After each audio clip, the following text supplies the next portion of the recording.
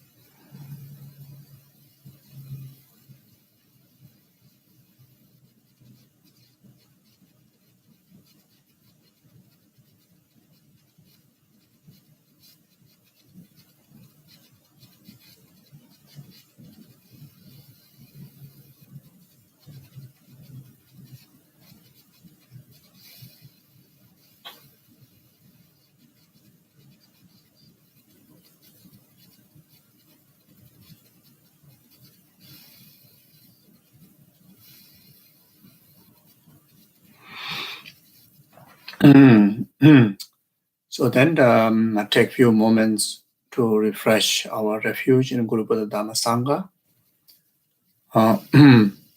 Try to reflect on the enlightened qualities of the Gurus, Buddhas,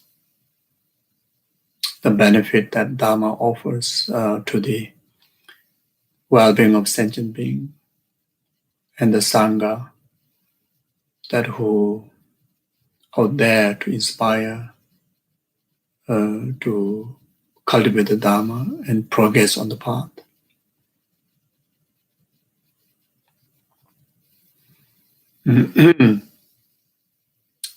Then oneself get inspired and aspire to follow the guide of the Buddha Dharma Sangha.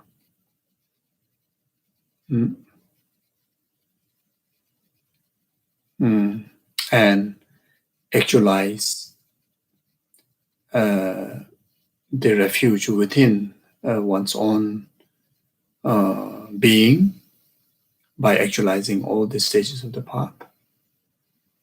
That which is also not only for one's own benefit, that is for the benefit of numberless sentient beings, from temporary happiness up to the ultimate happiness of enlightenment.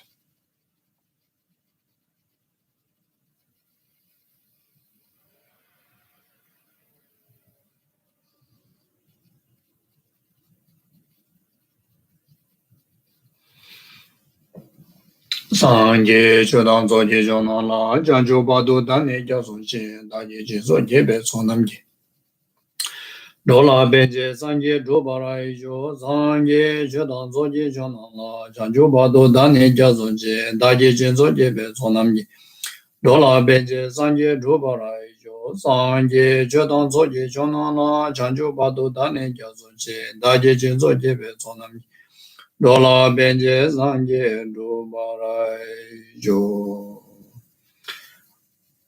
gange do zene zone dawa dam je bam beje dam beje ne den je bang go dam de la cha je lu to ni ni je zong do jo be la ma ze je zen jo gang je den den cha na be mo den zen ja zo la so wa de zo da jue jin ye Semje damje dewa da dewe judan tempura juje semje damje dunga da dunga judan dawa juje semje damje dunga mebe dewa da mi dawa juje semje damje nyere jada ni dan dawe danyola nebara juroje semje damje dewa da dewe judan tempura juje semje damje dunga da dunga judan dawa juje Zemje damje donga mebe dawa nami dawa jeje zenje danje nire chata nye danda we danyo la nebara juro je zenje danje dewa dan andewe jo dan debara je zemje damje donga dan donga je jo dan dawa jeje zemje damje donga mebe dawa dami dawa jeje zemje damje nire chata nye danda danyo la nebara juro je.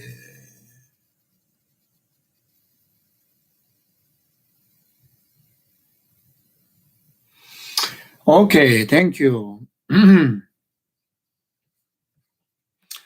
Yeah, so we are still studying Will of Sharp Weapon by Dhammarakshita, and we are on the page 144 if you are using the same volume, and we are at the verse 68.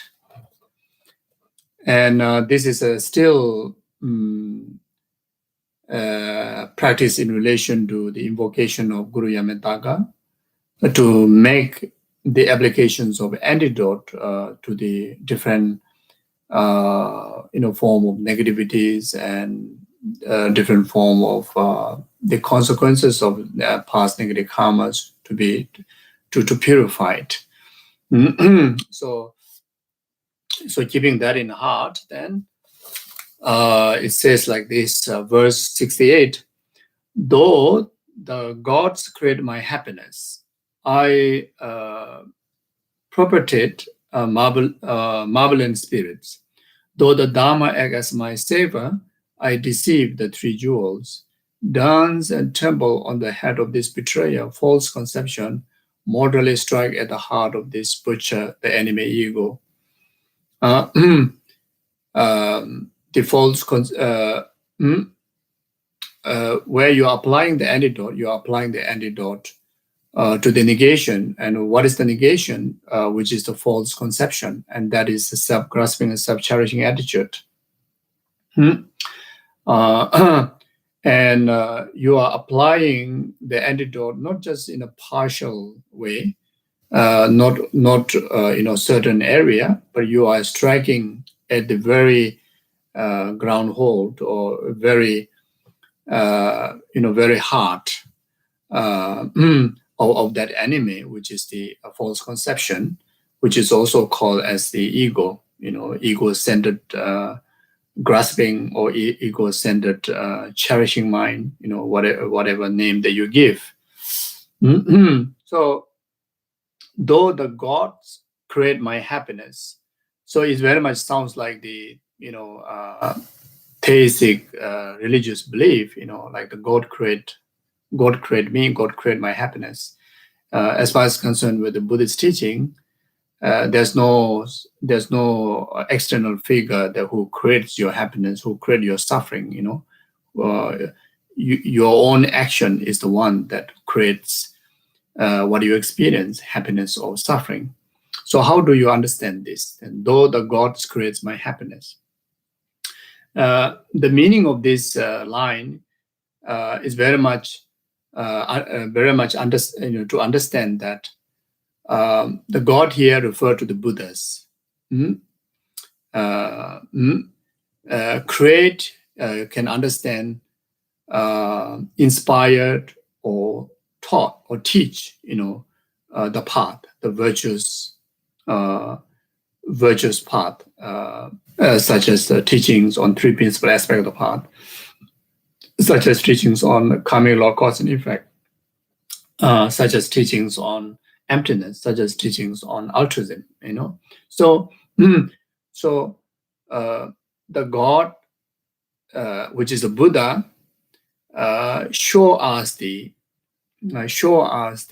correct method to acquire happiness. Unmistaken method to acquire happiness.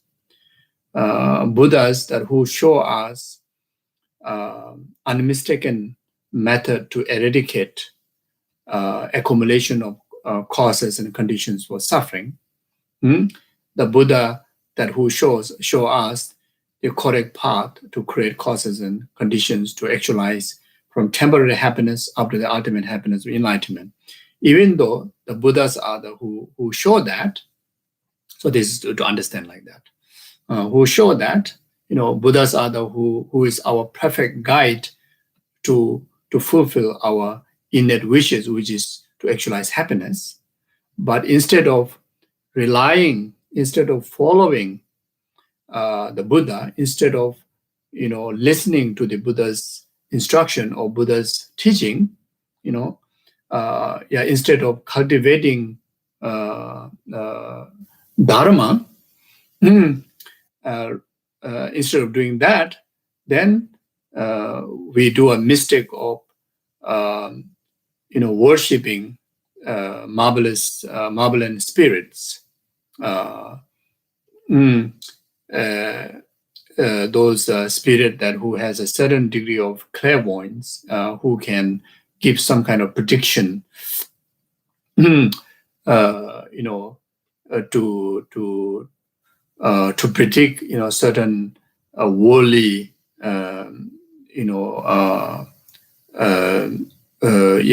worldly predictions, someone that who gives some kind of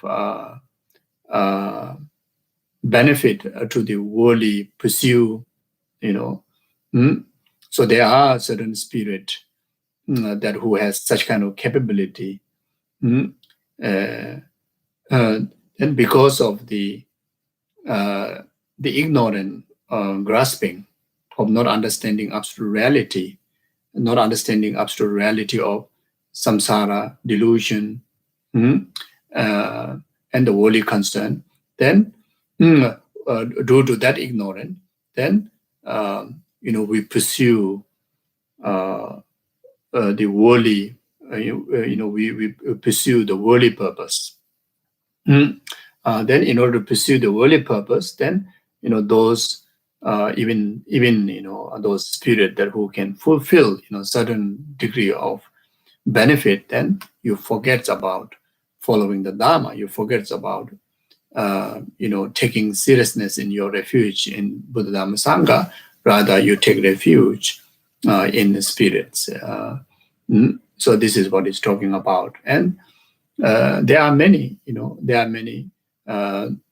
We also encounter among people those whom we know, even though they are taking refuge in Buddha Dharma Sangha, but due to the lacking of definite understanding of Dharma, sometimes you carried away, get distracted, and due to the certain kind of superstitious belief, then you kind of follow spirits, you worship spirits, you worship nagas, you worship unenlightened beings that who have a certain kind of certain worldly mythical power. Yes. Then people just live a life like that. Even though they continue to learn the Dharma, continue to even do refuge practice, but then their heart is not completely dedicated. Their heart is like only 50%. Or some of them is like only 10%, and 90% is very much rely on the spirits like that. So as a Dharma practitioner, as a true, genuine seeker of liberation, seeker of enlightenment, then this is a mistake, because this faults can occur due to the ignorant grasping, because of that. So therefore, we need, if we are in such kind of distraction, then we need to, help ourselves to overcome that. Help guide ourselves to the proper path. And to clear such ignorance is not so easy. Not so easy because of our attachment, grasping to the material world and material things and worldly things. Grasping to the worldly pursuits are so habitual and so strong, deep rooted in our continuum. Because of that, it's so difficult for us to have a full conviction, full reliance on, Buddha, Dharma, Sangha. You see, so therefore, it requires.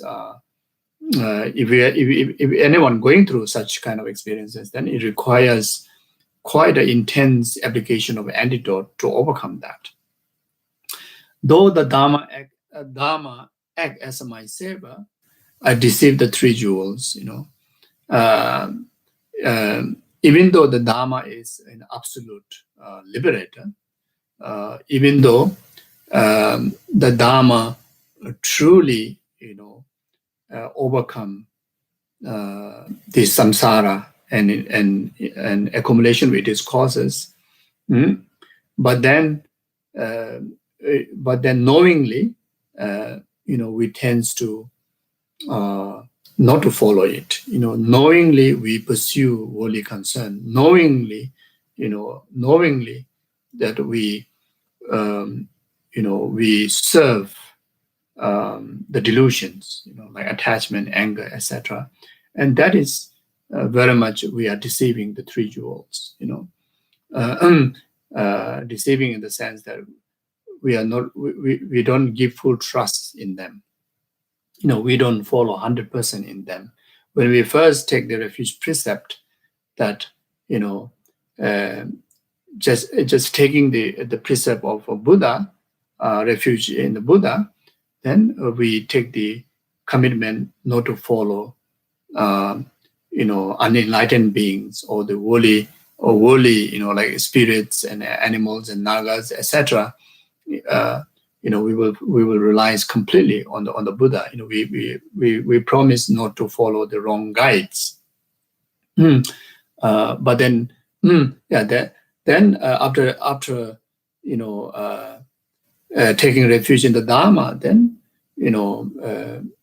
we take the precepts of never to commit any causes that which harm ourselves, that which harm others. And if we indulge in the delusion and that harms ourselves, that bring us to suffer in the self-existence, and that also cause when we cultivate delusion, that harms others too. You see, so that way we are deceiving our refuge. You see, three jewels. Once we take refuge in the Sangha, then we only follow, those who show the path to liberation, those who inspire path to liberation. But then if we follow our delusion, then we are, staying away from our purpose. You see, so that way, then we deceive the three jewels, And what makes all these mistakes, what makes us falls into the trap of delusions, is because of self-grasping, self-cherishing attitude. So therefore, then we need to purify it. So meditate on, you actualize the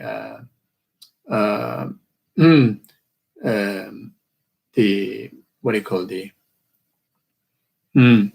either you can say front generation or the object of your reliance as a refuge, Guru Yamantaka, then cultivate the wisdom of emptiness, then directly strike at the heart of the butcher, the enemy ego. Then verse 69, though always living in solitude, I am carried away by distractions. Though receiving sublime Dharma scripture, I cherish divination and shamanism. Dance and temple on the head of the disputer, false conception, mortally strike at the heart of this butcher and enemy ego.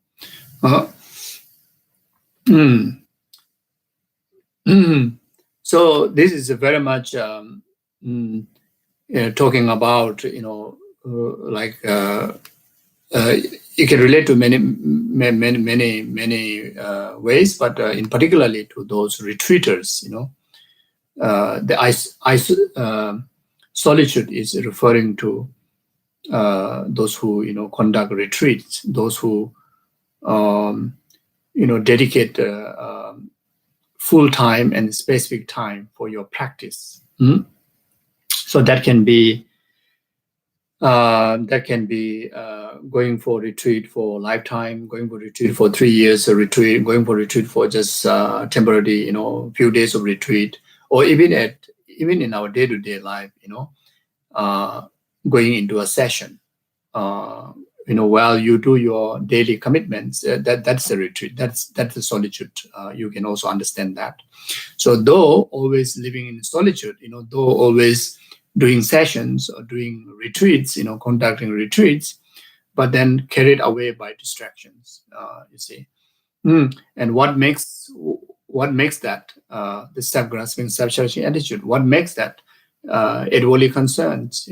What makes that distraction to the samsaric, sensual pleasures, or distraction by the sensual experiences, whether it can be pleasure or whether it can be pleasure or suffering. You see, we are unable to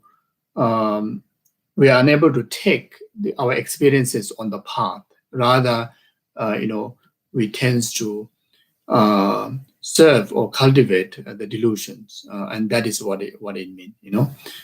So whenever you see, let's say you go for retreat, but then you don't have a correct intention.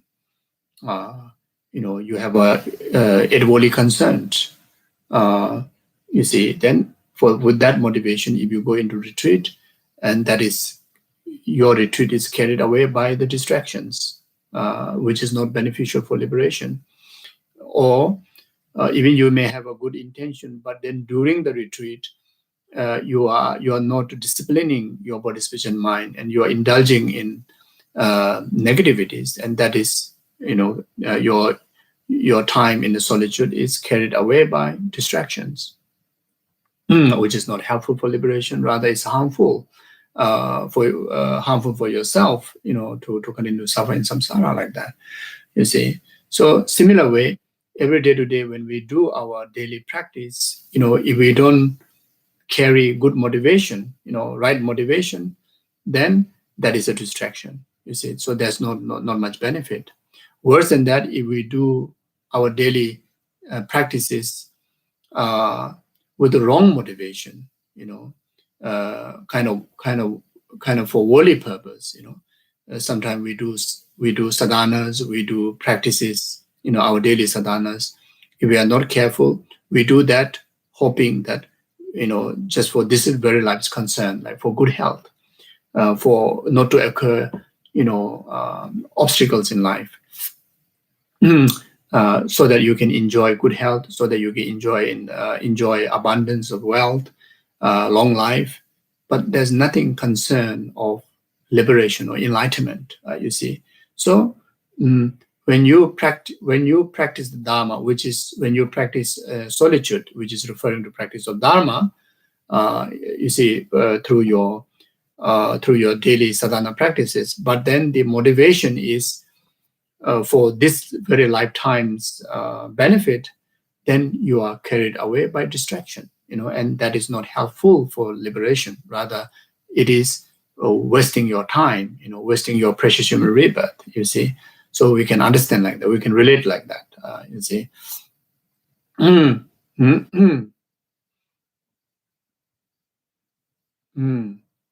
Yeah, so these are very, very practical, have to be mindful, because like me, I try to conduct some retreat, and sometimes you forget to set proper motivations, and sometimes you have a proper motivation, but then during the session, there's your body, speech, and mind is not fully disciplined in accordance with the practice, and sometimes you just rush and you don't even dedicate properly. It happens like that. All these are distraction, you see. Then even you have a good motivation, but then during the sadhana practice, there's no meditation.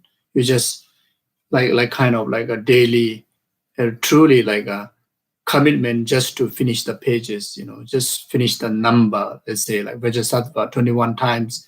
Who cares, whether I recite with the correct pronunciation or not, whether I recite with proper visualizations or not, whether I recite with the recitation carry the meditation for open power or not, whether this practice is, conjoined with the practice of compassion, in the concern, the well-being, other sentient or not. You just simply, obeisance, as long as you finish 21 times and say, okay, today my commitment is done, You see, so like practitioner, weak practitioner like me, do that all the time, and that is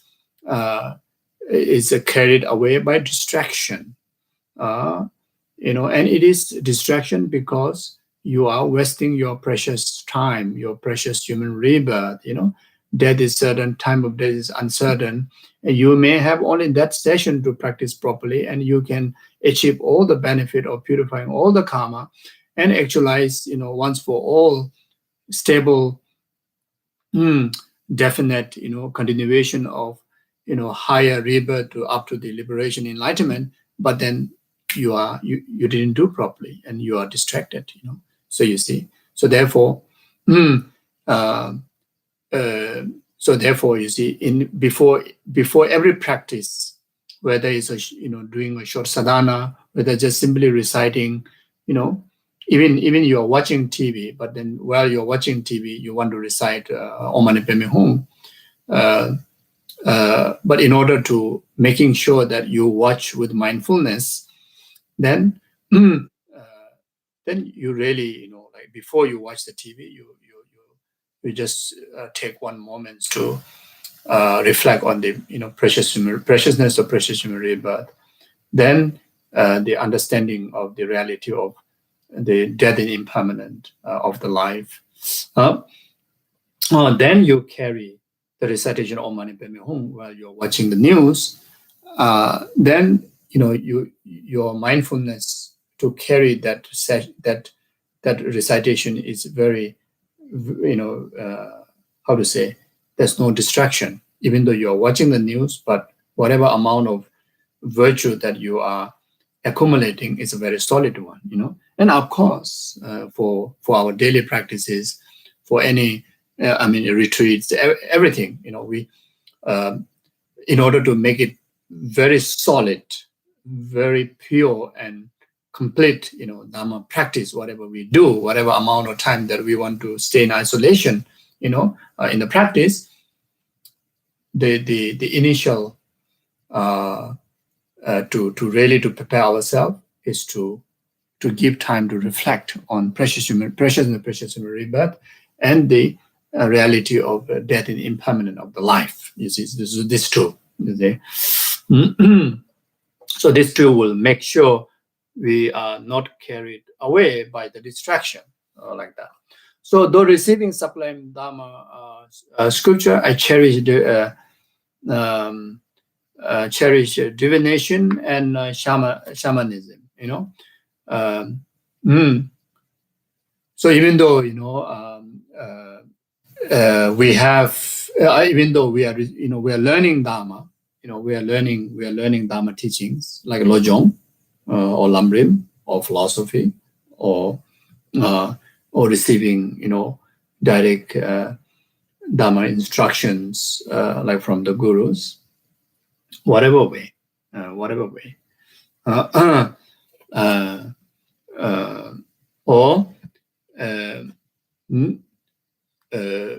We have libraries of Dharma books, like Shantideva's Buddhisarva of the Charya, like Lamrim Chemo, or Lamrim, any Lamrim, or like the Lojong texts, like Will of Shabbat, or 8 verses of thought transformation. You see, we have that. Yeah, we have all these facilities, or we have the opportunity to listen to Dharma teachings, like this, or whatever way, And instead of finding a way to overcome our day-to-day challenges, sufferings, ups and downs, the antidote, the solution from the Dharma scriptures, from the Dharma teaching, from the Lamrim, from the Lojong, from the philosophical treatise. Instead of doing that, we seek separate kind of guidance through divinations, through shamanisms, kind of exotic kind of pujas to help. You see, exotic kind of, the shamanism kind of exotic rituals, to solve your problem, to solve your suffering, to solve your ups and downs, and that is a mistake. As a Dharma practitioner, that is wrong. You see, even divination, you see, the real prediction, what we are going through, ups and downs, suffering or whatever. Even if we wish to increase our happiness, we are already so happy, so fortunate, everything's doing well, but you still want to improve that, then you search the solution from the Dharma. You try to find the solution. You try to find the techniques, the tools from Dharma teaching, from Lojong, from Namrim, from all the teachings. Not from divination. My business is doing very good. Geshela, can you check observation to make my business double better? And so as a true Dharma practitioner, this is called distraction. This is not knowing the absolute, characteristic of Dharma. Not having full trust in Dharma. That means we don't have a stable refuge in Dharma. Isn't it? Many people can relate, isn't it? Isn't it? Many people like me and you, many people can relate, isn't it? When we are upside down, we ask for divination. We don't look the solution from Lojong text. We don't note down the solution from where we're doing Dharma discourse. And Dharma discourse is like one of the another story. But whenever a problem comes in our life, we look for divination.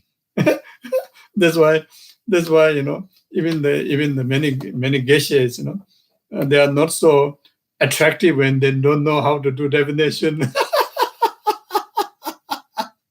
Many lama, so very good, know very well, Lamrim, Lojong, philosophy, very well. But then people, if you don't know some exotic thing, you are not so attractive.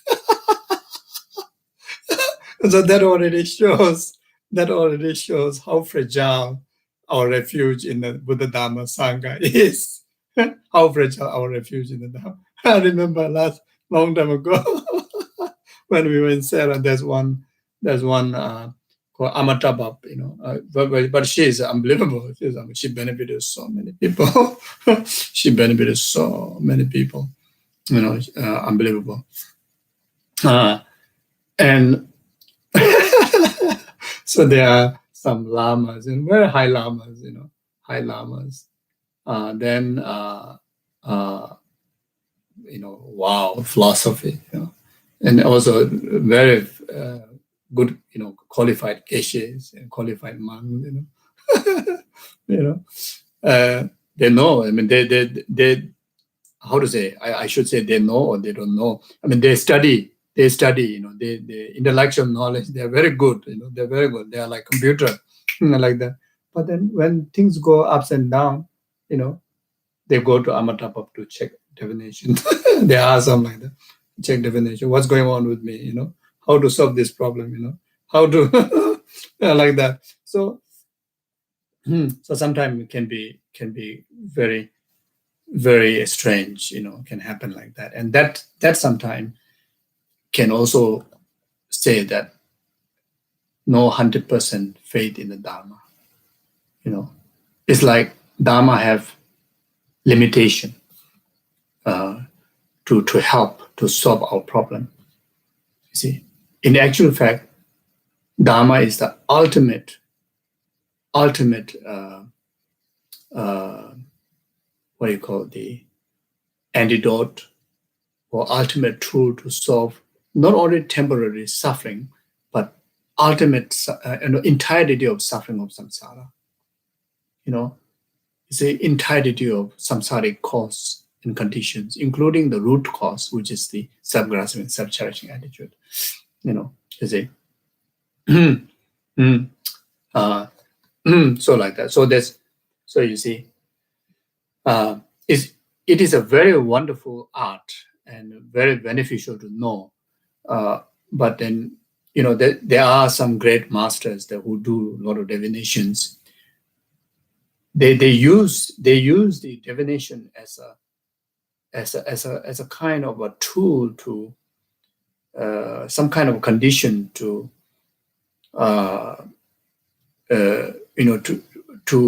because the Dharma is so vast, so therefore a condition to relate to certain specific Dharma instruction, to solve whatever needed to be solved. You see, so when the advice is given, those who really those doing divination lamas or the great geshes or lamas who know, plus all the Dharma knowledge, but plus they know the art of divination. Their advice is based on the Dharma, the teaching. Like that. Not based on the checking just the astrological chart. How normal astrology would calculate and make a divination or make a conclusion. The answer would be according with the karma, dharma, like that. You see. So, but this teaching here is very much talking about not defining someone, but very much defining yourself. You look into your own heart. You see, you have to examine yourself. And sometimes we come to a position that we really become like helpless. Like whatever Dharma is like kind of far away, to help you to solve the problem. You see, and you look for something else than the Dharma. You see, so there comes about the divination, just the divination, and shamanism, etc. You see. So here, when we're talking about, we don't need divination, we don't need shamanism, kind of exotic kind of rituals to solve our problem. In particularly for real Dharma practice and in the Lojong way of practices, even the suffering, can take onto a path. So as long as you know the altruistic, the value of altruism, then you know that even the suffering is so beneficial. You take onto a path. So when you take suffering onto a path, when the problem onto a path, then that's not ups and downs, and that is so beneficial, isn't it? If something good thing happening, then no worries, isn't it? Something good thing happening, also take onto a path. You rather rejoice. Don't boost your ego. Rather, you rejoice, isn't it? You rejoice, and you make it even greater until that that can be a leading cause for your ultimate happiness of enlightenment, isn't it? But even the suffering, even the problem, whatever problem comes in our life, sickness, physical sickness, mental sickness, business failure, relationship failure, whatever, any kind of accusations by others, any kind of harm by others, whether to do with the spirit, whether to do with the human, whether to do with the elemental harms, everything that on the basis of understanding of the karma, the interdependent, interdependent existence of karmic cause and effect, then you take the opportunity to, without disturbing your mind, rather you strengthen your mind, your courage, your hope, your wisdom, you strengthen that, and then take as opportunity to purify those misfortune comes in our way, and take that opportunity to all these sufferings as opportunity to, be the reason to take all other sentient, able to understand better the suffering of rest of the other sentient being. You see, suffering of pain, suffering of change, and in particularly the pervasive suffering. Try to understand why oneself going through all this problem, because we carry the basis of the contaminated samsaric aggregates. That's why we are suffering. We used to be so well, but now I'm suffering because of I'm carrying the basis of samsara, the contaminated suffering. You see, so by understanding that, then the rest of the numberless sentient beings are carrying this contaminated pervasive suffering. You see, so therefore, then they are equal danger like what you are facing. So therefore, then you generate immense of compassion. So you see, now your problem become a cause of your generation of immense of compassion, development of your heart in compassion, in altruism. You see, so then more than that, you take that opportunity to do Tong Len practice. So you know the rest of sentient beings are as vulnerable as yourself. Since I'm already suffering, so I rather take all the rest of the numberless sentient beings, suffering it causes onto me, onto this self-grasping, self-cherishing attitude, onto me, the false I is the reason for me to equip with this contaminated samsaric aggregate. Therefore, I have this ups and downs, all the obstacles, you see. So therefore, now I take the opportunity to take all other sufferings, all other misfortunes onto this root cause of the entire suffering, which is self-grasping, self-searching attitude. Then right there, then you cultivate emptiness. You meditate on the application of the emptiness onto the self-grasping, self-searching attitude. Then there you feel, your karma, without any doubt that your karma, start to purify, without any doubt that you start to accumulate merit, without any doubt that really will make sense to yourself that I don't have to feel so bad as I felt before, in relation to all this artistic attitude, in relation to the emptiness mind. Now you really feel better, you see. So, you see, so this is what it means. Relying absolutely on the Dharma, to the sublime Dharma, and instead of finding such solution from the Dharma, then you rely on something else like divination and shamanism. Then that's regarded as distraction, and that is a mistake, And what does that, or what makes you to do that? Self-grasping, self-cherishing attitude, or the worldly concerned, you see. So therefore, it's so urgent to purify that. So dance and temple on the head of this betrayal, false conception, mortal strike at the heart of this butcher, the enemy, ego. So verse 70. Forsaking ethical discipline, the liberation path, I cling to the paternal home. Casting my happiness into river, I chase after misery. Dance and temple on the head of this betrayer, false conception, mortal strike at the heart of this butcher, an enemy, the ego. So they here specifically talking about the monastic sanghas, monks and nuns. You see, the ethical discipline here. Of course, ethical discipline is a huge subject. It can cover so many things. It can cover those who hold Buddhist vows, tantric vows, individual liberation vows, whatever. But here, why is it specifically referring to these ordained monks and nuns? Is because of the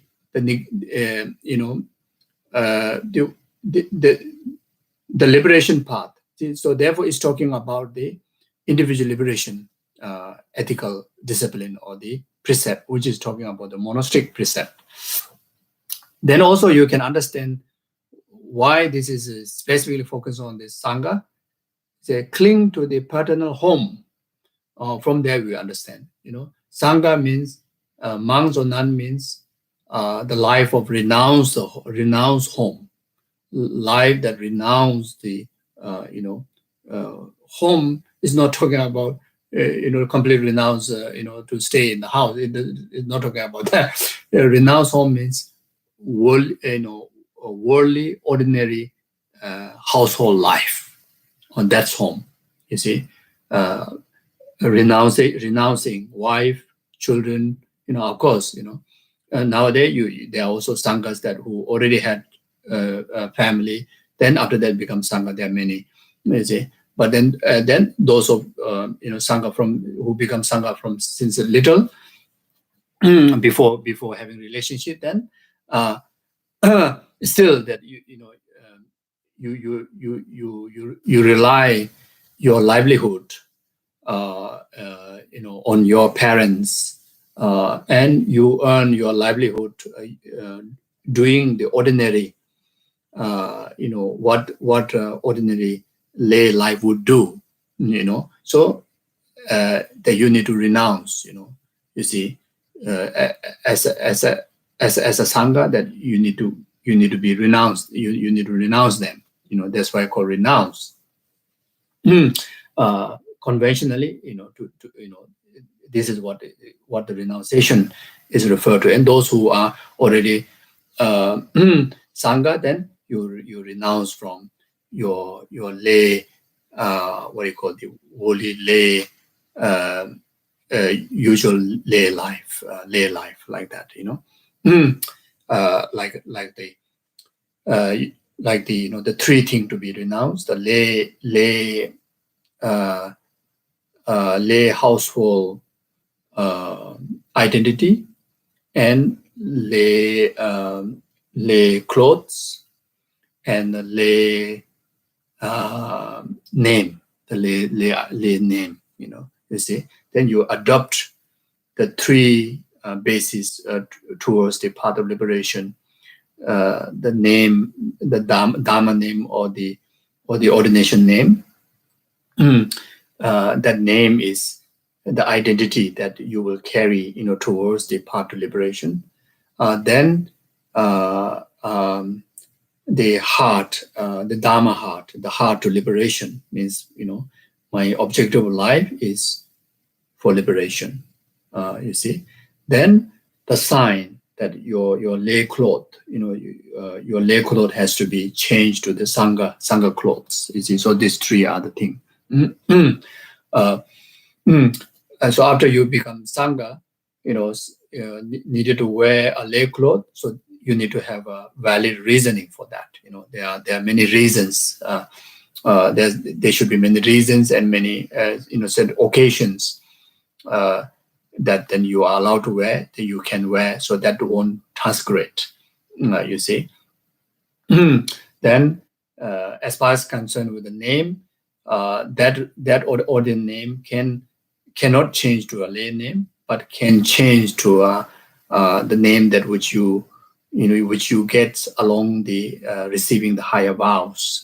You see, but cannot move to the lay person's name like that. Then, of course, as far as concerned attitude, then the most important thing is the attitude. You see, so the name and the sign is a secondary.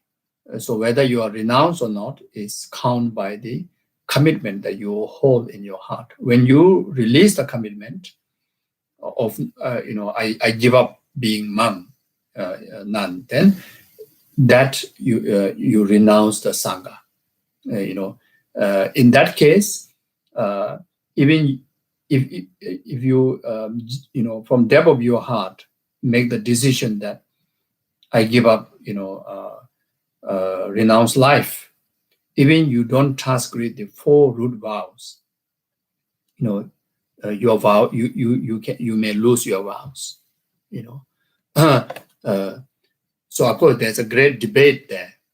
You need to be very, very subtle. You have to debate so subtle that to making really sure, to get to the absolute, to the degree that, okay, now once you release that commitment, then you let go of your sangha commitment, sangha precepts. You see, so vow or precept is very much of your commitment. So you lose, you renounce the commitment, But sometimes maybe some sangha, because of life is so challenging, sangha life so challenging that you feel like I want to give up monk, I want to give up monastery life. That not necessarily will renounce the ordained precept. You see, because that is very much like fickle-minded, not a definite decision, consciously making decision. So that won't affect the losing of the precept. But so like that, you see. So you have to be 100% sure consciously. Okay, I renounce, sangha life. So even you are not task graded with the four root vow, your vow may go, you may lose the vow. So like that. So then otherwise, in commonly, very much defined whether you lose the sangha vow or not is based on whether you break the four root vows. Once you lose one of the four root vows, then you are disrobed, like that. You see. So then the just now I was talking about the conventional aspect of what means renounce. Renounce of the household life. The actual renunciation here referring to the grasping, grasping attachment to the household life. So it's very much about the subject. It's talking about the subject. It's not much about the external world. It's more about the subject, the mind, you see. So even after you become sangha, and you needed to stay in the same house, same household life, not as a household, but you still live in the same house that you used to live there. It is your home. Then that doesn't matter. That doesn't matter as long as you have the renunciation, to the mind of detachment, mind of renounce from the attachment to the home, to the household life. Then okay, so the conventional one, you adjust according with what fits to you. There are so many sangha that who live in a monastery community. There are so many sangha who live in the cave. There are so many sangha that who live in a normal home. There are so many sangha who live with their parents. There are so many sangha who live with their siblings. Like that. So that doesn't matter. So that doesn't matter. Whatever the environment that provide for you to safely observe your ordained vow, everywhere is okay, no problem. Wherever you live, doesn't matter. You live alone, you live with many, doesn't matter. Doesn't matter. Not everyone has a karma or opportunity or environment to live with the Sangha community. That doesn't matter. Of course, if you're living in a Sangha community, there is another great reason. There is a great benefit out there, but that doesn't work with everybody. So that doesn't matter. But one thing that has to be intact to any Sangha is about the mind of renunciation. So the renouncing the attachment grasping to the household life, attachment grasping to the lay, ordinary lay kind of the graspings, you see. So that has to be very, very clear, like that. So now, forsaking ethical discipline. So forsaking, giving up nuns and monks' life, which is the path to liberation. Instead of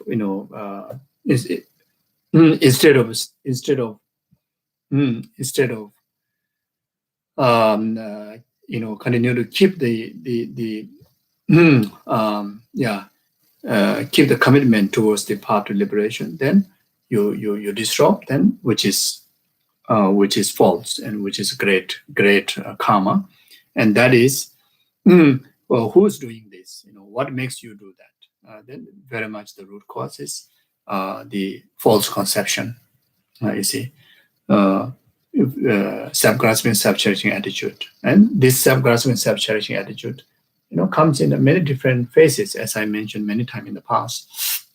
So for Sangha, this self-grasping and self-cherishing attitude may comes in the false idea of, Sangha life is so hard. Maybe the lay life will be much more easier. In actual reality, it's not. Yes, Sangha life is not easy too.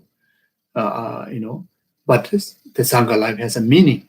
You see, so when you weigh with the meaning, the purpose, and the difficulty, then the difficulty is nothing. You see, the difficulty is nothing. But when you just compare just the difficulty between the Sangha life and the lay life, Sangha life also is very hard. It's not easy life. You see, not easy. It's a really, really challenging. You see, especially someone who live a life with so much kind of one's own way, one's own idea. Then especially if you go into a monastic institution, you have to follow the same rules, same regulation, according with that monastery's rule and regulation, which in the Vinaya talks about. Yes, Vinaya precepts are supremely important, and the individual monastery that where you are, where your karma is, the monastery disciplines is equal as the Vinaya discipline. So therefore we have to follow it. If you enter into a monastery, you have to follow exactly. There's no complaint. There's no complaint. You see, so therefore it's not easy. It's not easy. But then, so therefore the sanghas is so important to introduce the meaning, the benefit, the purposes. You see, of course, for someone who becomes sangha when they are fully matured in their age and they already went through the samsaric world, lay world, and they really know what's a world outside there, then they really know, they know the meaning. That's why they choose the path of becoming sangha. But there are many sangha like myself. We become a monk since so little age. At age of 9, you don't know anything. You see, so there are so many. So if we don't, if our teachers are not mindful to really skillfully educate us, the meaning, the purposes, the benefits, if we don't groom properly, we may give up so easily. Because honestly speaking, it's really hard. Not easy. Especially someone who sleep late, who don't have this following others' order, discipline, then it is very hard. You see, so but our life can be so easy and make so beautiful, wonderful, which I felt, even though I become monk so young, but the teachers are so skillful and so compassionate and so dedicated, not just 1 hour, 1 day, it's year after year, almost whole your life, every single day. And that also not only 1 hour, as I mentioned, morning to night, the moment you wake up until go to sleep, guide you, always encourage you, inspire you, so then you really feel it's like a pure land. Waking up early, it doesn't bother you. Sleeping late, it doesn't bother you. Following order, it doesn't bother you. So many hours of sitting cross-legged in the puja, even you don't understand at all, doesn't matter. It doesn't bother you. It's like that, you see. And especially when you become monk when it's such a tender age, and when you reach teenage, 13, 14 onward, 20, especially vulnerable because of the hormone, because of exposure. Then you start to your thoughts start to fight inside within you. A lot of confusions and a lot of wrong conceptual thoughts, sensual attractions, ideas. Oh, very danger, you see. So therefore, you need so many different levels of teachers that, almost 24 hours that you are covered by someone is looking after you, you see, like responsible teacher or Kagdegen, then discipliner, then abbots, then, the rest of the other, when you go to different classes, different sessions, everywhere got someone is guiding you, you see. Then you stay intact, you see. Otherwise, so it's not easy. So not easy. Excuse me.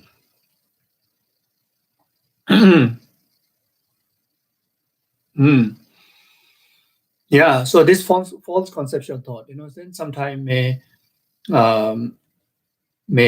believe, you start to believe, as I mentioned before, especially in the teenage time, you due to your hormone, then you start to feel maybe falling in love would be the best thing in the whole world. That would be like everlasting happiness, or earning some money and be rich. You will have maybe that's the happiness. The monastery, like no money, no girlfriend, no movies, no holiday, whatever, no party. Holiday God, movie also God, but no beer, no wine, no disco dancing, etc. Then you think monastery life is so hard, and you will be liberated if you give up the vow and if you disrobe, so what kind of this thought is, that thought is false conception, self-grasping and self-cherishing ignorance, manifest into this phase, you see. So it's very dangerous, you see. So especially Sangha have to be very careful, this fantasy idea may occur, and we think that why not, maybe, so we cannot take, we immediately think, oh, self-grasping, self-cherishing, tricking me, you see. So I cannot, I have to use my wisdom, I need to use my wisdom, I need to prove this false idea, false conception as a false. This enemy, this is true enemy, this is true enemy, like that. Then sometimes, this false conception, the enemy ego, may come into a very small thing and may give up our Sangha robes, give up our Sangha vows. Say, oh, inconvenient, especially in the West, I don't see any Sangha around. I wear the robe and go into shopping, go to grocery, everybody look at me, I feel uncomfortable, and some more that I need to go to job, I need to go to job. That's why, as I mentioned before, there's certain area that you can wear, exceptional, you need to have a valid reason. Like in the West, there's no monastery to take care of you. There's no institution to take care of you. Nobody is sponsoring you to do retreat and keep the vow, wear the robe and stay in the retreat hut. Nobody, maybe some may have, but mostly don't have. You see, so then you need to go and earn your living, isn't it? Without money, how to live in the West? You see, so you need to go to work, and you go to, nobody will accept. I mean, no, I shouldn't say nobody will accept, but if you're going to work in the normal, office, not a Dharma center office, but normal office, people won't accept you come with your wearing a Sangha robe to come and work. They won't accept, isn't it? If they accept, well done. But they mostly won't accept, isn't it? So in that sense, then you have to wear lay clothes, You have to wear lay clothes. So no choice, you see. So that is a valid reason, You are not just because of you feel you're cool, or you just feel more convenient for your own sake. Nobody is against you. Nobody is bothering, but yourself just like kind of too much self-conscious. I want to look similar like them so that I'm same like them. Then you wear the leg clothes. Sometimes we do that, so that's wrong, you see. So so anyway, so sometimes you say, oh, so inconvenient, so I give up my vow. Many do that.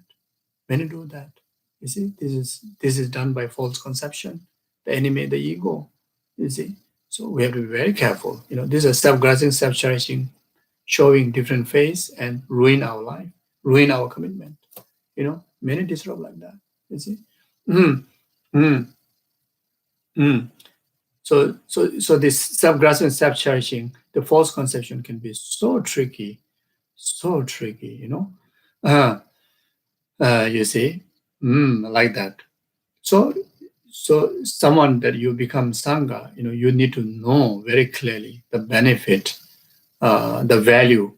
Then, you see, if you go out, you are the only one who is wearing robe, You, instead of thinking that you are strange, rather you think that you are shining, like a sun and moon, There's only one sun, there's only one moon, it shines the whole world like that, isn't it? It's so different, isn't it? If there's a thousands of white lotus and in the middle there's a one red lotus standing up, that's sparking, isn't it? That's not bad thing, isn't it? That's outshining, isn't it? So is it? So you need to have that kind of respect, to this rope, to this vow, to these differences. There's so many people, so many Sangha, they give up Sangha rope because of they just can't handle the ego of being different. They feel difficult when people see them different. You see, so actually, it's just a matter of flipping your mind. It's how fortunate that I'm different. Isn't it? You see, yeah, uh, uh, yes, like that. You see, so it's just depend on whether you use wisdom or whether you follow the false conception. That will make a huge decision. Can make such a wrong decision until that you give up your vows, or can make a right decision that happiness after happiness, confident after confident, you see, like that, you see. Yeah. So basically, as long as we use wisdom, you see, in particularly the wisdom of knowing the benefit of vows, the precepts, especially knowing the benefit of, the precept that what Buddha hold. Like Buddha hold all the individual liberation vows, the Sangha vows. You see, we have the opportunity to hold exactly the vow that what Buddha holds. The highest vow with the individual liberation vow Buddha holds is 253 vows, which, such as the Gelong, we fully ordained monks, we hold that vow, you see, similar with the nuns and like that, you see. So therefore, uh, the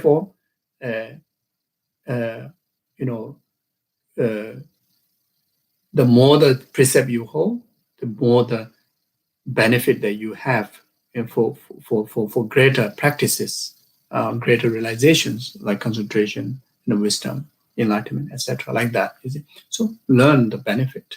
You see, so there are if you study the Vinaya, then you can learn, all the different vows. Each and every, even though number is so many, but each one, how it protect from nasty,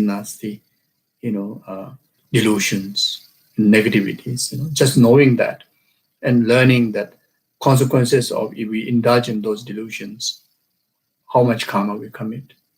Knowing that, then you will feel, wow, the more the vow, the more the restriction in your onto your delusional life or whatever, or the you see, then you will feel that such a great protection. So something like that. Mm-hmm. Yeah. Then when you learn about the merit, when you learn about the merit, how much causes and virtuous causes and meritorious causes and conditions that you acquire in order to be able to become monks and nuns, to able to hold vows, individual liberation vows, you will be amazed, how great merit you already possess. Just simply have the opportunity to hold those vows. So if you know clearly, no way you will give up the vow. Whatever, when you see the benefit of that, when you see the fortune of that, then whatever difficulty that we are facing, in our life is nothing. The benefit what you receive from holding the vow, then the rest is, all the problems, all the difficulty, inconvenience, and nothing, you see. So like that. Yeah, so you see, so in short is that including giving up our robes is very much a play of self-grasping and self-cherishing attitude, so how crucial it is for us to eradicate self-grasping and self-cherishing attitude, through our proper application of antidote of emptiness.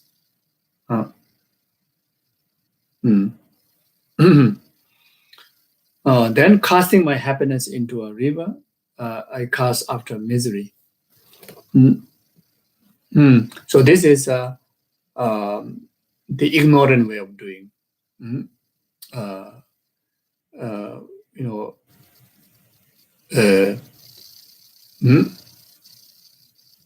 So do not misunderstand here. Those who don't understand Dharma, then will do that. But Dharma here, not talking about just, not talking just simply Buddha Dharma, you can refer to, the virtues. Anything that which is causes for happiness, all those virtues, you can take all those virtues as a Dharma. And of course, in the context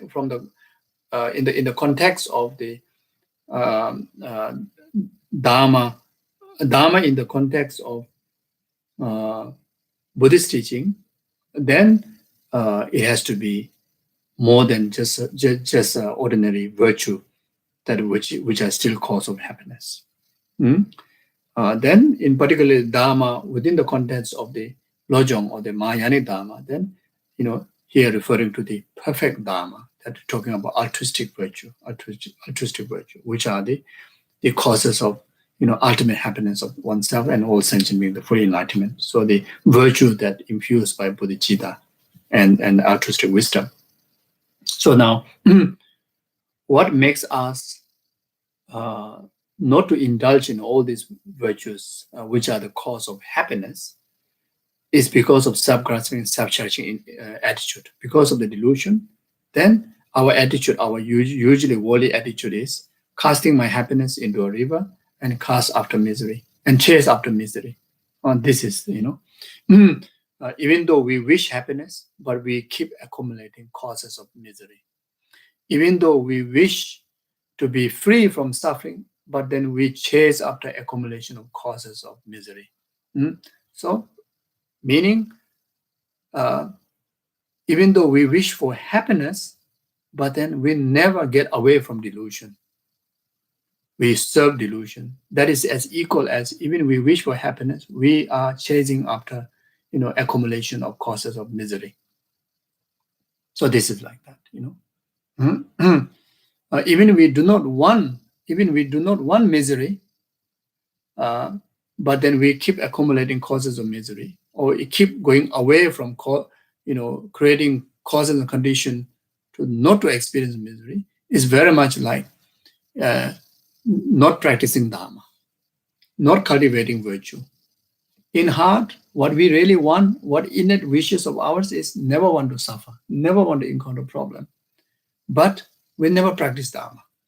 We never practice virtue. You see. So then suffering comes in our way. Then you may say, then yeah, there are some people who practice, who dedicate the whole rest of their life in Dharma. Why they are suffering? And this is because of they have accumulated karma in the past lifetime, which they have not purified before. So the karma ripened. That's why they are suffering now. You see, but they are wise enough that at least they do not have to suffer in future times, because they now understand about the karma, and from now on they only dedicate their time in accumulation of dharma and virtue. You see, so like that. Mm, mm.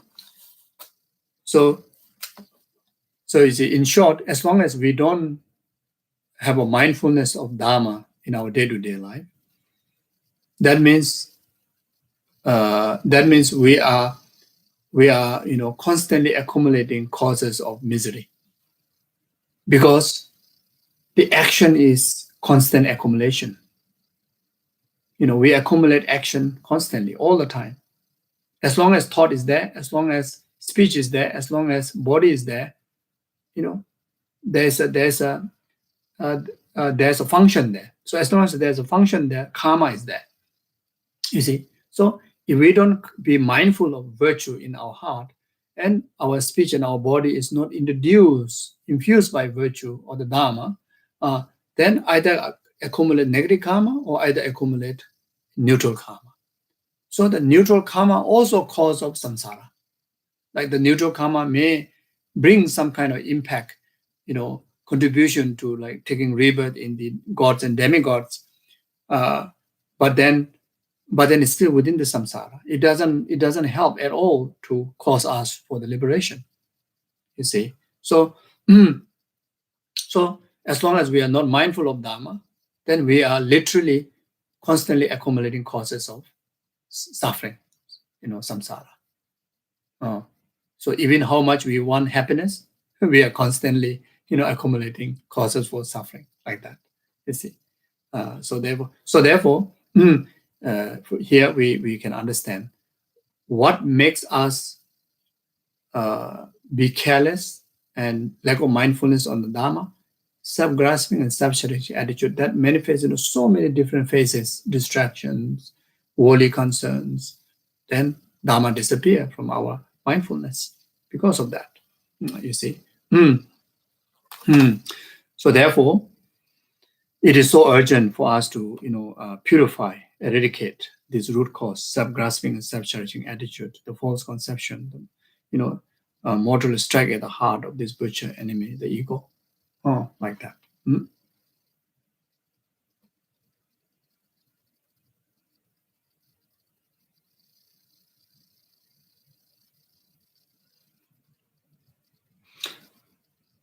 Forsaking the gateway to liberation, I wander in the wilderness. Though obtaining the precious human rebirth, I seek hell realm. Dance and temple on the head of this betrayer, false conception, mortal strike at the heart of this butcher, and enemy ego. So this is similar to the earlier one, but it's more general.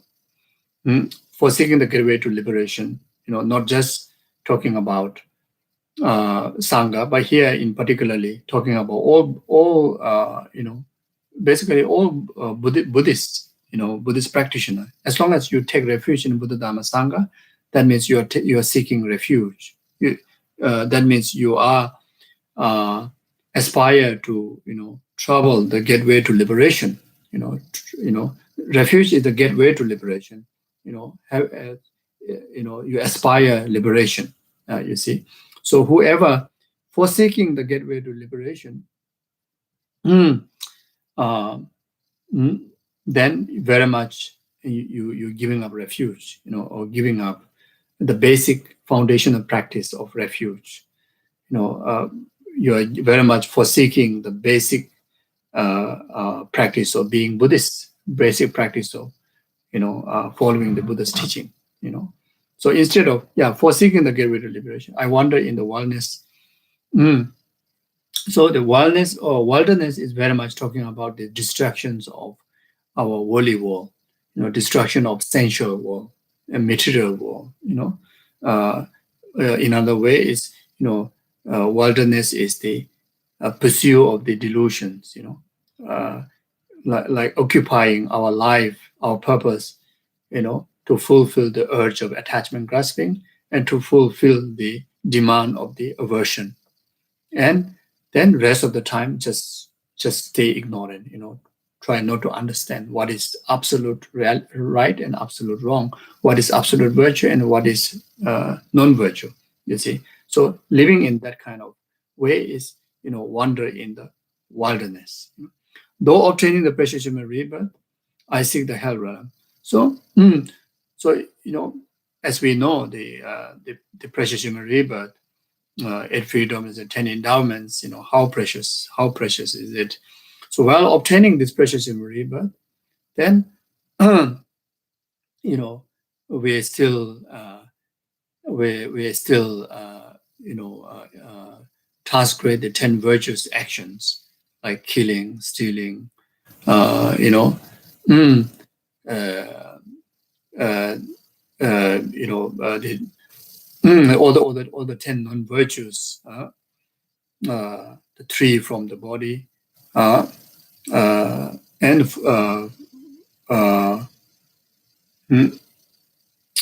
4 from this speech, 3 from the heart.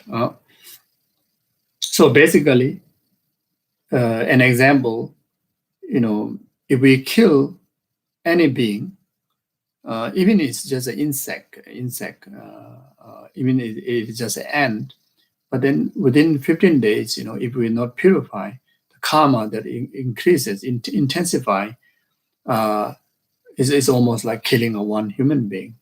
And that kind of karma can even lead to the hell being, our rebirth even to the hell realm, you see. So while obtaining this precious human rebirth, we don't even carry this minimal mindfulness of abstaining from the 10 non-virtuous action, and not even having this little mindfulness of observing 10 virtuous action. And that is literally on this precious human rebirth, you are accumulating causes to go into the hell, go to reborn in the hell realm. So this like that. So if we think carefully, if we be mindful, sometimes our day-to-day life is very much like that.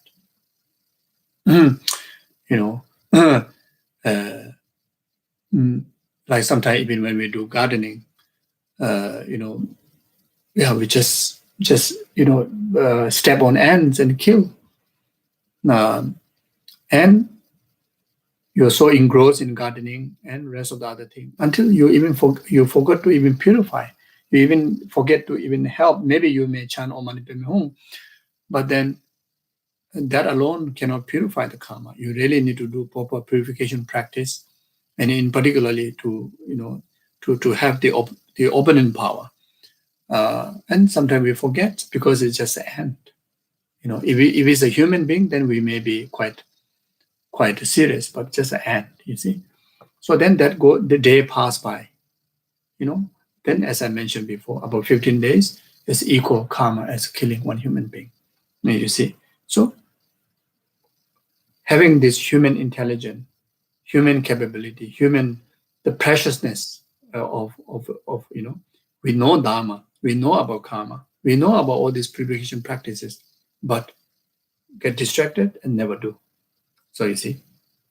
So then you literally create cause for hell like that. So though obtaining precious human rebirth, I seek the hell realm. Who makes that? The distractions of the false conception, the self-grasping, self-cherishing, ignorant, that manifests in the face of carelessness, lacking mindfulness in Dharma, lacking intensity, the compassion towards that dead end, you see. So like that. So therefore, then dance and temple on the head of the betrayer, false conception, mortal strike at the heart of this butcher, an enemy, ego. Like that. So I will stop here for today. Yeah, so so we do short dedication. So whatever merit that we accumulate through this session, and all the merit that we accumulate from the past, and we're going to accumulate in the future, all the merit accumulated by the past, present, future Buddhas, gurus, Buddhas, Bodhisattvas. May this merit be complete cause for numberless sentient beings to be free from all the sufferings and causes of suffering and actualize from temporary happiness up to the ultimate happiness of enlightenment. May this collective merit be complete cause for this pandemic around the world be overcome, instantly. May this collective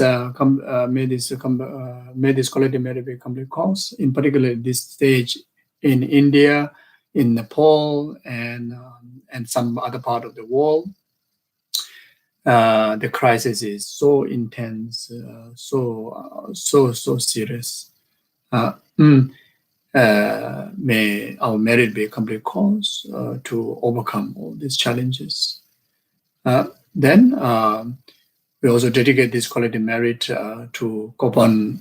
We have a special karmic connection to our mother monastery, Kopan Monastery in Nunnery. There's so many monks and nuns are going through challenges of the COVID, including the whole, even those who are not contracted, they are going through challenges to handle all these situations.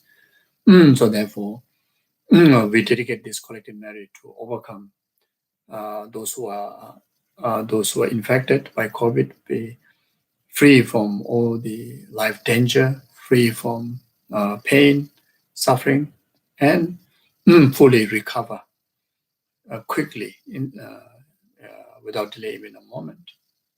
May whatever medicine, food they eat, water they drink, whatever medicine they take, whatever amount of help, in this kind of COVID situation, even help are very difficult to get because of the social distancing, because of the lockdown restriction. So it's very hard. So therefore, whatever help that they can receive, whatever food that they can eat, whatever drink that they can drink, may those be like a medicine Buddha's medicinal nectar, like the medicine Buddha's medicinal plant, like the medicine Buddha is so effective of healing. Purify the pain, purify the suffering, purify the inconvenience, and actualize complete freedom from this coronavirus, anxiety, fear, sufferings. And those who are not contracted will never be, contracted with the virus. May they be always healthy. They are the frontliner. Always be protected. Good health, long life, fulfill all their compassionate aspirations. May this collective merit be complete cause for all those who pass away, in particularly within the last 49 days, due to natural disaster, due to coronavirus, due to any other sicknesses, any other sufferings. May they be free from the hallucination and suffering of death, intermediate state, rebirth, and actualize higher rebirth. There they meet perfect mind guru and actualize enlightenment within that very lifetime. May this collective merit be a complete cause for all the world leaders, leaders of the family, leaders of the monastery, nunnery, leaders of the family, leaders of any organization, leaders of yourself who lead your life. Be free from all the delusions and ignorance and all the limitations, and only equipped with loving, kindness, compassion, altruism, wisdom, so that anyone who is under their leadership can able to enjoy only virtues, peace, happiness.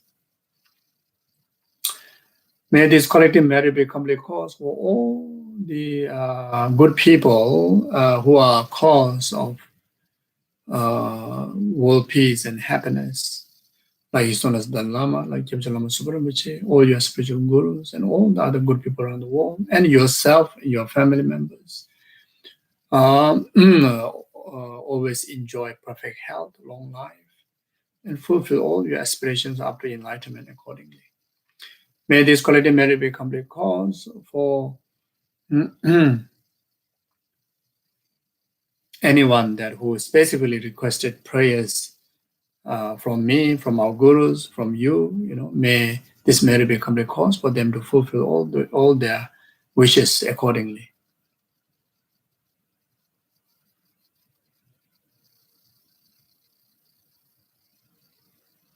May this collective merit be complete cause for all the virtuous institutions, Dharma institutions, like great monasteries and nunneries, like Koban Monastery, Koban Nunnery, and all the FPMD centers and all the FPMD centers in Australia, including all the projects, study groups.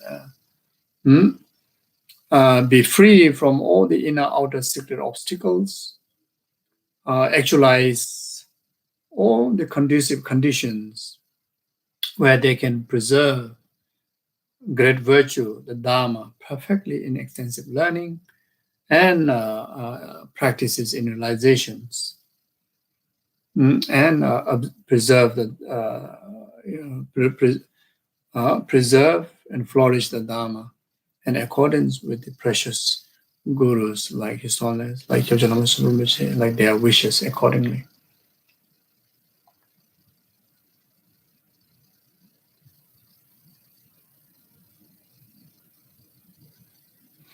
May this collective merit be complete cause for each and every one of us able to, dedicate our entire life, just like the Buddhist of Shantideva,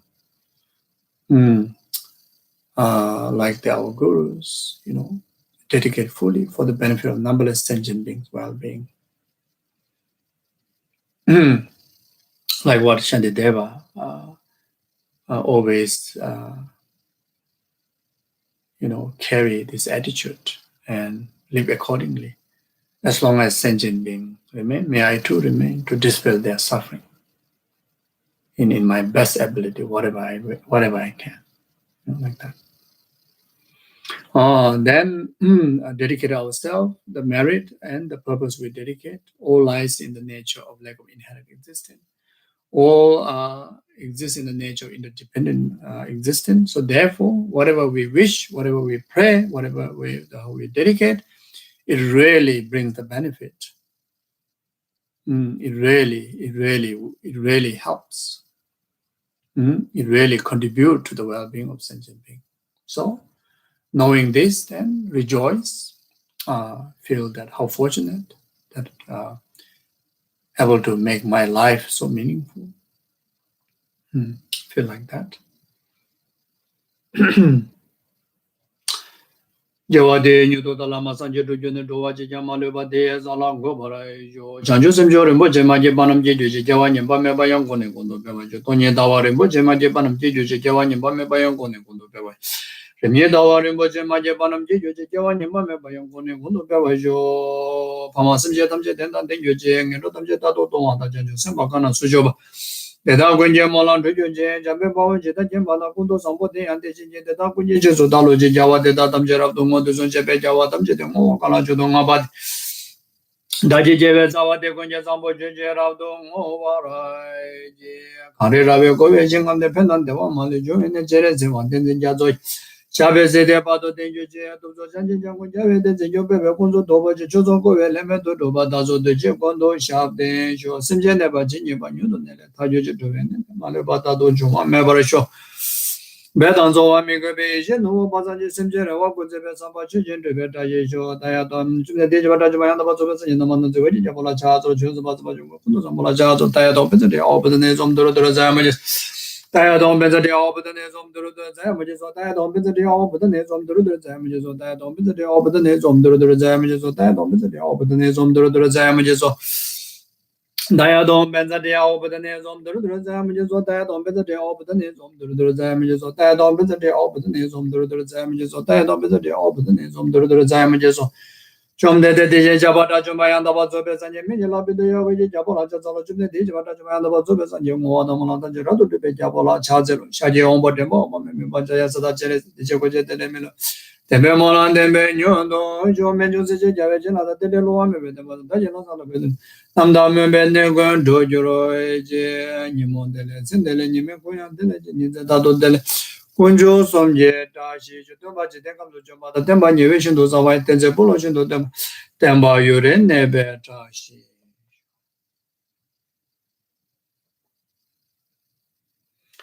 Okay, thank you very much. Please take good care of yourself and take good care of each other. Yes, yes. I think I said quite a number of times. Even though the vaccines are rolling out, even though many people, a lot of people receive vaccines, even though this is after more than 1 year after this pandemic, we cannot relax. We cannot be careless. We have to be especially extra careful because now some people, because of they have vaccine, some people they think that because of I survived for the past year, so now no problem. And some people may think that we are in a very good position in the country where, not like in India, Nepal, may think like that. So cannot. We have to pray harder, even harder than before. We have to be mindful, even more mindful than before. We have to be more careful than before. We have to take very good care of yourself more than before. We have to take very good care of each other more than before. Okay. So thank you. Take care. Bye bye. See you.